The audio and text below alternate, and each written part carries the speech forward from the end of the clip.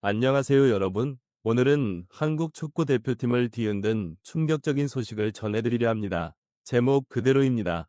홍명보를 경질하지 않으면 귀국하지 않겠다. 손흥민 선수가 볼리비아전 출전을 공식적으로 거부했다는 보도가 퍼지며 대표팀 내부가 사실상 폭발 직전의 긴장 상태에 놓였습니다. 게다가 일부 매체는 선수단 전체가 월드컵 예선 보이콧을 선언했다는 이야기까지 전하고 있습니다. 물론 아직 이 내용이 공식 확인된 것은 아니지만 이 정도로 팀 분위기가 흔들리고 있다는 사실만으로도 한국 축구계는 지금 큰 충격에 빠졌습니다. 이 모든 혼란의 중심에는 오랜 시간 쌓여온 불신, 그리고 반복되는 부상 악재와 전술 실패가 있습니다. 오늘은 그 복잡한 내막을 하나씩 살펴보며 과연 이번 사태의 본질이 어디에 있는지를 짚어보겠습니다. 2026 북중미 월드컵을 앞두고 있는 홍명보는 최근 몇 달간 부상이라는 그림자에서 벗어나지 못하고 있습니다. 9월, 10월 소집에서도 주력 선수들이 잇따라 쓰러지며 전술 실험은 계속 좌초됐습니다. 이번 11월 볼리비아 가나 2연전을 앞두고도 중원의 핵심 황인범이 허벅지 근육 부상으로 이탈했습니다.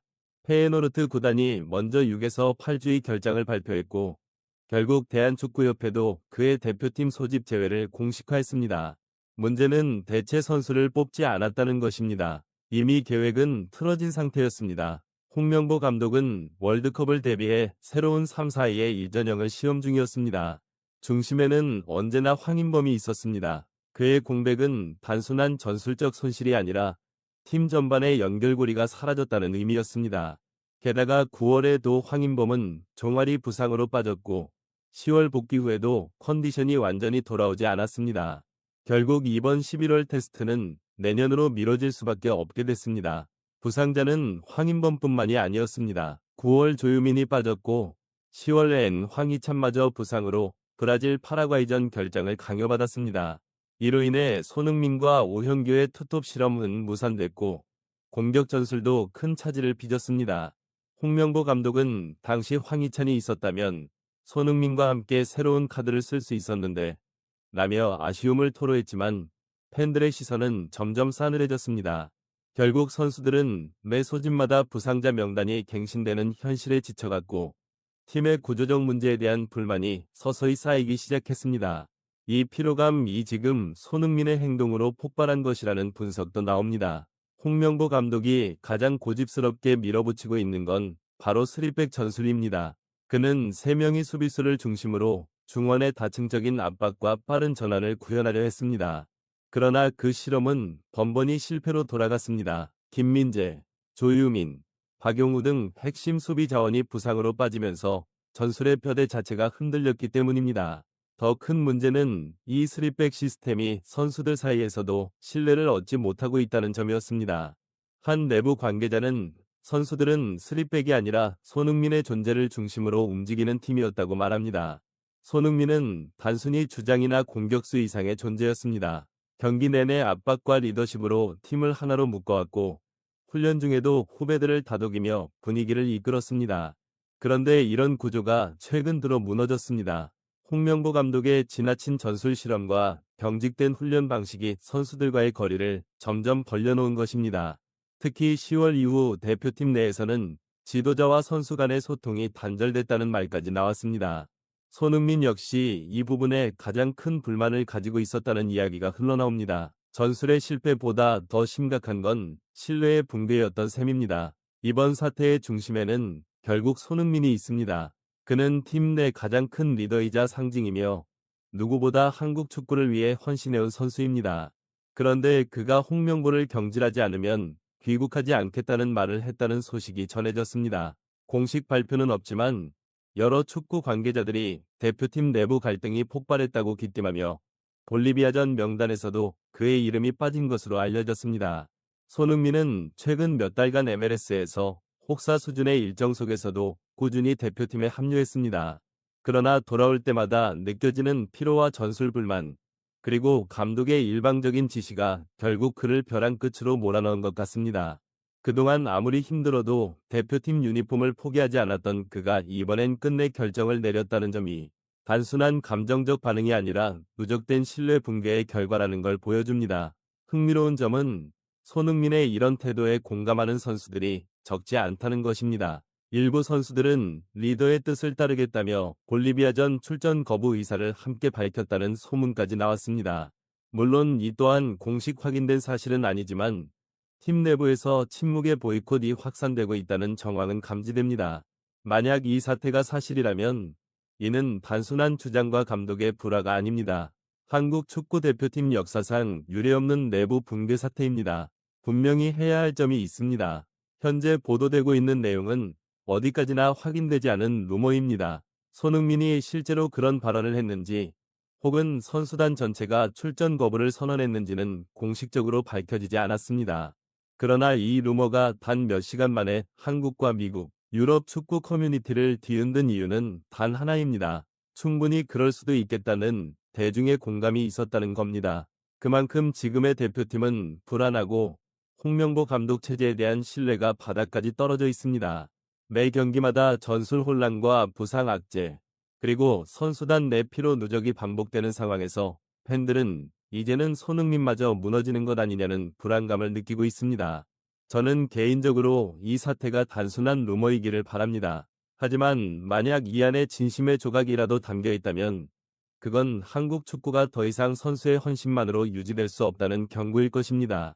시스템과 지도자의 변화 없이는 월드컵이라는 목표도 결국 모래성에 불과하니까요.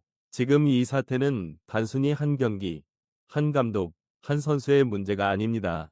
한국 축구 전체가 안고 있는 구조적인 문제의 폭발이라고 해도 과언이 아닙니다. 월드컵 예선을 불과 몇 달 앞둔 지금 대표팀은 그 어느 때보다 불안하고 혼란스러운 국면에 서 있습니다. 손흥민이 던진 메시지는 단순히 한 사람의 분노나 불만이 아니라 오랫동안 누적되어 온 신뢰의 균열에 대한 경고음입니다. 그동안 선수들은 묵묵히 따르고 헌신하며 조용히 팀을 위해 희생해왔습니다. 그러나 결국 그 인내가 한계에 다다른 것이 아닐까요? 홍명보 감독 체제는 처음부터 쉽지 않았습니다. 그는 과거의 영광을 바탕으로 지도력을 인정받았지만 시대가 변하고 선수 세대가 달라지면서 그 방식이 더 이상 통하지 않는다는 지적이 많았습니다. 3-4-2의 1이라는 새로운 전술을 도입했지만 핵심 선수들의 부상, 피로 누적, 그리고 지나치게 고집스러운 훈련 방식은 오히려 팀을 지치게 만들었습니다. 전술은 시스템이지만 시스템은 결국 사람으로 움직입니다. 그 사람들이 더 이상 지도자를 신뢰하지 못하게 됐다면 아무리 완벽한 계획이라도 무너질 수밖에 없습니다. 지금 한국 대표팀이 딱 그 지점에 서 있는 것 같습니다. 손흥민이 이번 사태의 중심에 서 있다는 사실은 단순한 우연이 아닙니다. 그는 그동안 누구보다 팀을 위해 헌신한 선수였습니다. 잉글랜드 시절엔 장거리 비행을 마다하지 않았고 피로가 극심한 상황에서도 대표팀 훈련에 빠지지 않았습니다. 그리고 이제는 미국 MLS 무대에서도 여전히 리그 최고 선수로 군림하면서 동시에 조국의 유니폼을 자랑스럽게 입어왔습니다. 그런 그가 출전 거부라는 극단적인 결정을 내렸다는 이야기가 나왔다는 것 자체가 이미 내부적으로 무언가 돌이킬 수 없는 균열이 생겼다는 뜻입니다. 물론 이 모든 이야기는 현재까지 확인되지 않은 소문일 뿐입니다. 하지만 축구계에서 이 정도로 많은 사람들이 비슷한 이야기를 한다는 것은 단순히 헛소문으로 치부하기 어렵다는 점을 보여줍니다. 지금 대표팀 내 분위기가 얼마나 팽팽하고 불안한지를 반증하는 것이기도 합니다. 한 관계자는 이제 선수들이 더는 침묵하지 않을 것이다. 손흥민의 행동은 그 시작에 불과하다고 전했습니다. 만약 이 말이 사실이라면 홍명보 감독 체제는 이미 돌이킬 수 없는 갈라짐의 길에 들어선 셈입니다. 하지만 한편으로 이 사태가 오히려 한국 축구를 다시 돌아보는 계기가 될 수도 있습니다. 대표팀의 문제는 단순히 감독을 바꾸느냐 마느냐의 문제가 아니라 그 안에서 선수들이 어떤 환경 속에서 싸우고 있는가, 협회가 얼마나 소통하고 있는가의 문제이기도 합니다. 지금처럼 상처가 드러났을 때 이를 무시하거나 덮어버린다면 한국 축구는 더 큰 위기를 맞이할 것입니다. 반대로 이번 일을 계기로 진정한 개혁과 소통이 시작된다면 그 상처는 오히려 강해지는 출발점이 될 수도 있습니다. 손흥민의 결단이 옳았는가에 대한 논쟁은 앞으로도 계속될 것입니다. 하지만 확실한 건 그는 지금 이 순간에도 한국 축구의 상징이자 세계적인 선수로서 누구보다 큰 책임감을 느끼고 있을 것입니다. 그의 선택이 결국 팀을 위한 더 큰 변화를 이끌어내는 계기가 된다면 그건 단순한 반항이 아닌 용기 있는 신호로 기록될지도 모릅니다. 오늘 영상을 시청해주셔서 진심으로 감사합니다. 앞으로도 저희는 대표팀의 모든 상황을 가장 깊이 있고 가장 객관적으로 전달해드리겠습니다. 이 이야기는 아직 끝나지 않았습니다. 손흥민, 홍명보, 그리고 한국 축구의 운명이 어디로 향할지는 앞으로 며칠, 아니 앞으로 몇 시간 안에 판가름 날지도 모릅니다. 지금까지 시청해주신 여러분 정말 감사합니다. 이번 영상이 마음에 드셨다면 좋아요와 구독 꼭 부탁드립니다. 여러분의 작은 클릭 하나가 저희에게 큰 힘이 됩니다. 다음 영상에서는 이 사태 이후 대표팀 내부 반응과 협회의 공식 입장을 자세히 분석해드리겠습니다. 끝까지 함께해주신 모든 분들께 감사드리며 저는 다음 영상에서 다시 찾아뵙겠습니다. 지금까지 여러분과 함께한 축구 리포터였습니다. 감사합니다.